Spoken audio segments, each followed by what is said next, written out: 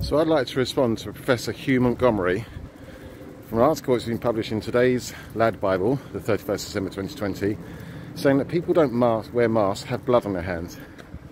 Really? So I'm a killer then, am I, Mr. Hugh Montgomery? Let me tell you something. I'm not a killer. I'm actually somebody with a respiratory condition that cannot wear a mask. So therefore you're telling me I've got blood on my hands. This is the type of bullshit scaremongery that the journalists are printing.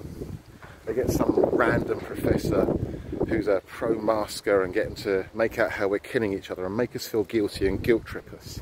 And this is what's happening. People don't wear masks now are being guilt tripped. I don't feel guilty. I'm not going to wear a mask. Sorry, don't need to. Got a medical condition. And even if I didn't have, I'm not going to be a subservient slave and wear a mask, because I've actually made an informed decision as well that it's detrimental to my health to wear a mask. Read up on it. Have a look at it.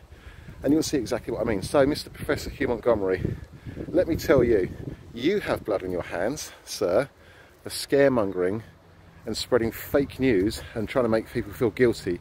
You will push people, like myself, who have health conditions, into feeling second-rate, dirty, like lepers. And let me tell you now, this is what is happening. We now have a separation, a divide down the middle between anti-vaxxers and pro-vaxxers. There has never been such a huge division amongst the population. And let me tell you how this works, yeah? Before the Second World War, the Germans were experimenting with using propaganda to turn people on themselves, to turn citizens on themselves. And they figured that they could actually turn citizens against themselves and not even fire a single bullet, and they would do the job for them. It's exactly what is happening today, my friends.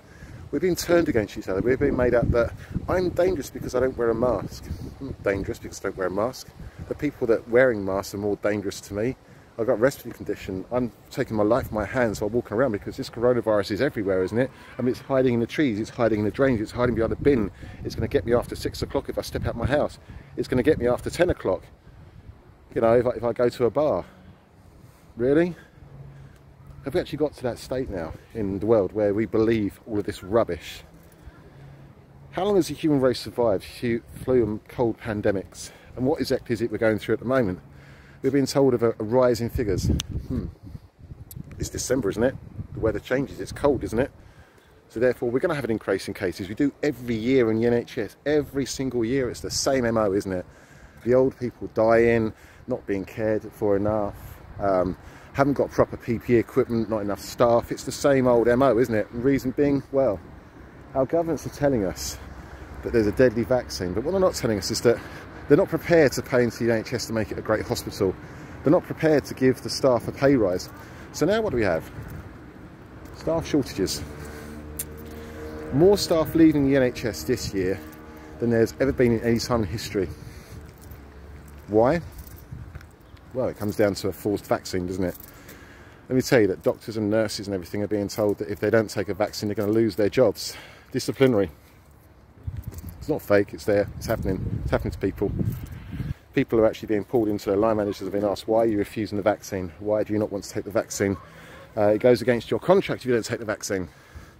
It's part of your contract they're selling. Oh, that's lies, I'm sorry. But anyway, there we go. So, Dr. Hugh Montgomery, I challenge you to redact your statement because it's a false statement. And Ladbible, you need to stop scaremongering people with your bullshit fake headlines, because you are causing the damage like the rest of the pandemic media.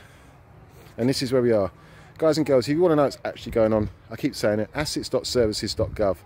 In Spain, you just go onto the goib.es.sanitaria and you'll see everything that's going on. They don't lie on there. The figures are actually true. You get to see who's in the ICU, UCI, and, well, there we go. All the figures are there. All the figures on the government websites. You just got to open your eyes and look. That's it really, isn't it? The world has come to a stop for a virus which kills less people than suicide. And that's actually a true fact. This year suicide went up. I will challenge the government to show that COVID kills more people than suicide does this year, and I bet you can't.